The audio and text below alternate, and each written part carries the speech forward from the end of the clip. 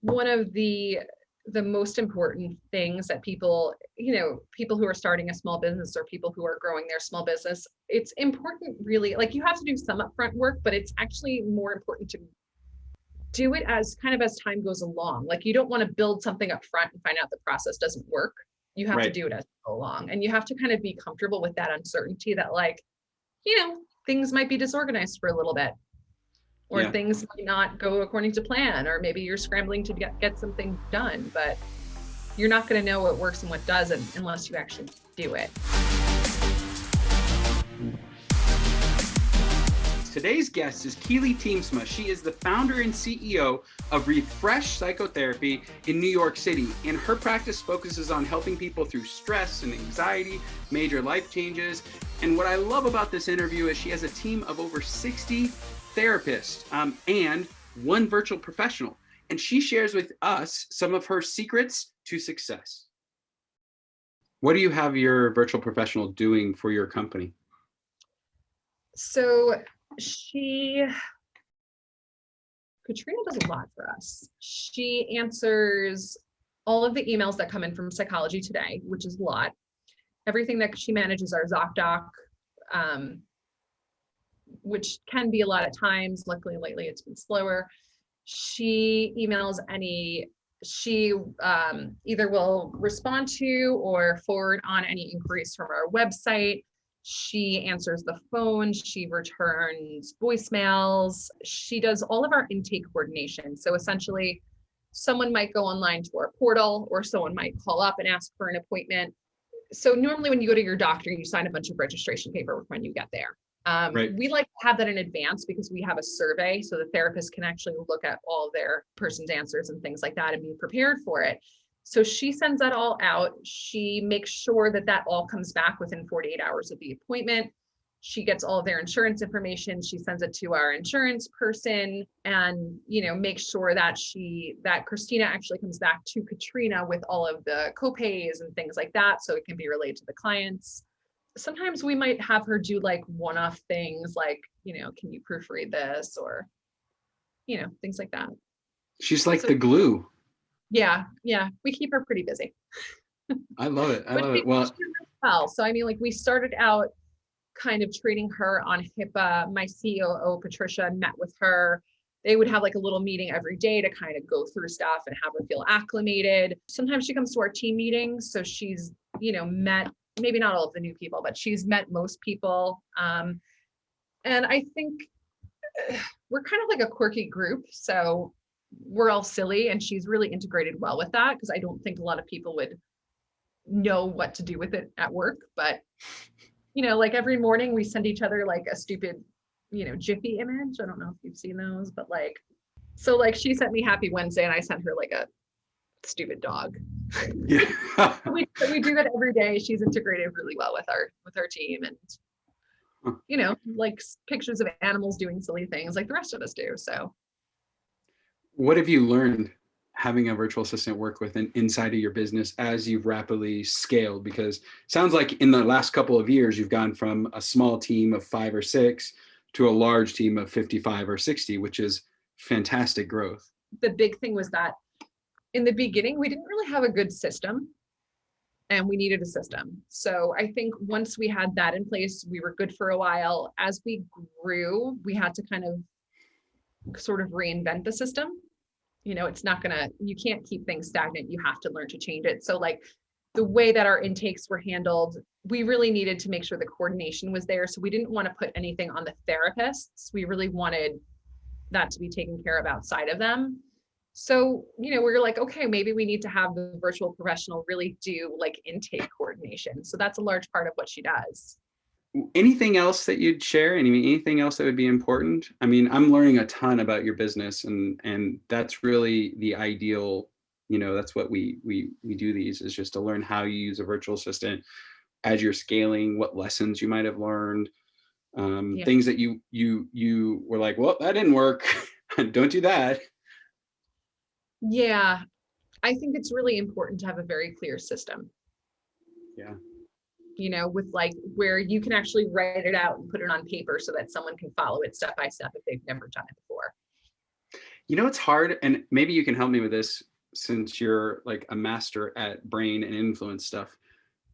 Teaching our clients the importance of that, they almost have to hit the wall and make mistakes and fail for them to then realize they need to document it. No matter how much we help them through that, it's just, you know. Yeah, and I think one of the most important things that people, people who are starting a small business or people who are growing their small business, it's important really, like you have to do some upfront work, but it's actually more important to do it as kind of as time goes along. Like you don't want to build something up front and find out the process doesn't work.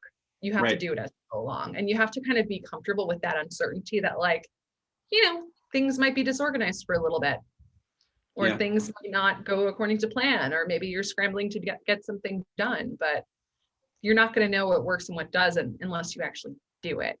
I love it. I love it. What's the biggest challenge with running therapists? I mean, 55, 60 therapists is a big deal. I mean, they all have clinical supervisors, which definitely helps. So I don't have to directly manage. What is the biggest challenge in general? Anxiety,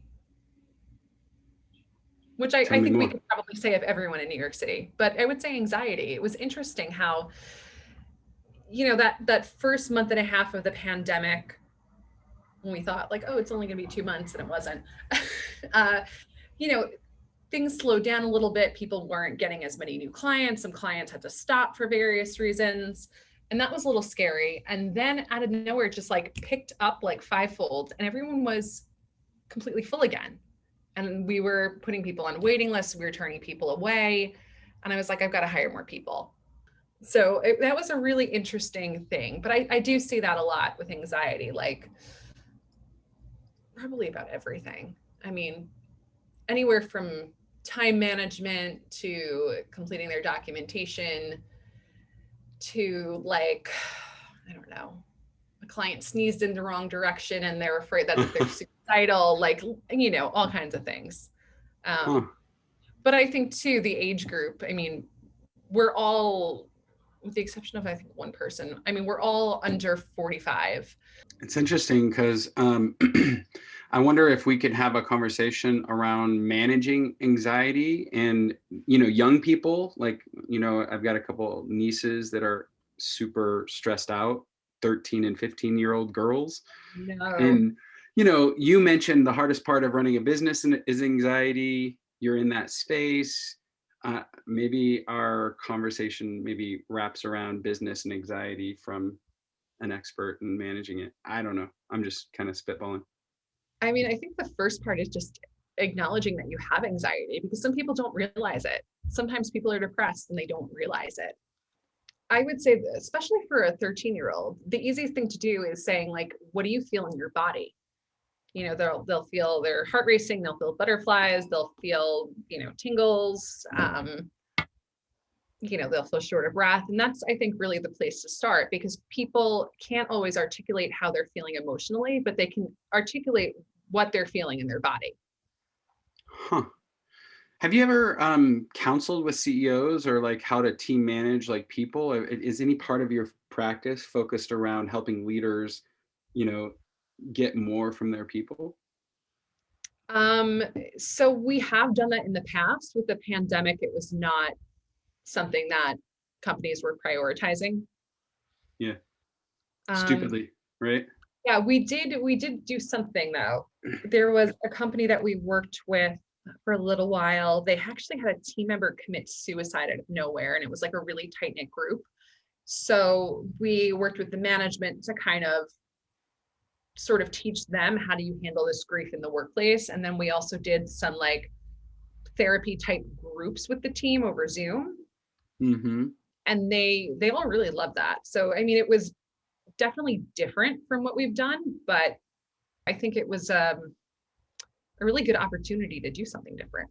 Anything else? I mean, thank you for being a client. We really appreciate you. And you're like, this is good stuff for my best friend and I get to, give him a little, I told you it's possible, Yeah, for sure. And people love it. Yeah. They love doing it from home. So Yeah. There you go. All right. Well, when you're ready for an assistant for your Patricia and you, I would love to set that call up and show you how I use mine. So if you want to rock that out.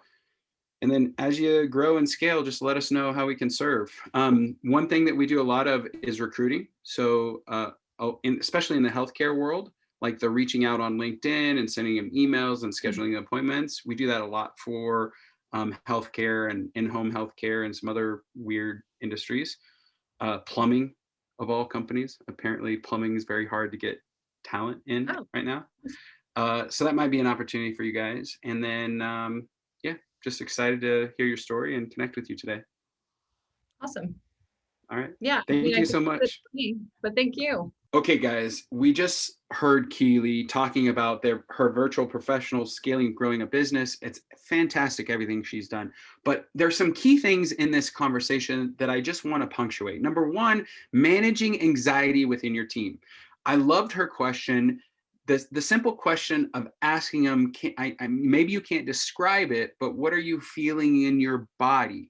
That might be a ninja move that as a CEO, founder, leader in your organization that you may be able to use when you're working one-on-one with your team and managing through a stressful situation. I found that really amazing and a great tool that I'm actually going to start to use when I find myself in a one-on-one and managing stress or anxiety of your team member. Big deal. And I loved hearing that. The other thing that I really liked is the idea of building systems and processes not too far ahead of time for a role. So we talked with Keely about how you have to kind of deal with some of the pain and maybe even mistakes to create that process or that document that system for your business. And you also heard in the story that, it wasn't perfect in the beginning. She made the leap to hire somebody, and then the COO of the organization worked to train and spend every single day.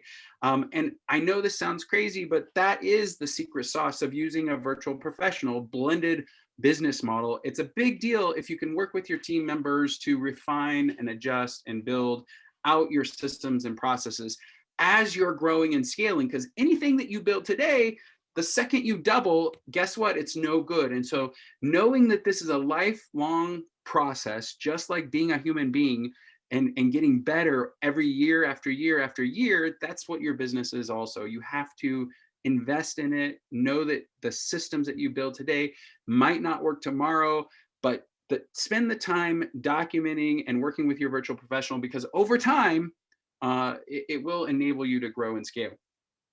Last, I want to just leave with this conversation. If you're listening right now and you have a healthcare practice like Keely did, a psychotherapy practice, or perhaps you're a therapist, or perhaps you're a coach, a consultant, and you're managing a bunch of independent contractors and you're running a business and you need somebody to sit that seat. I might call it like a director of traffic, or in the video, she called it the glue within the organization, just kind of moving people around and making sure all of the paperwork and all of the intake stuff is done.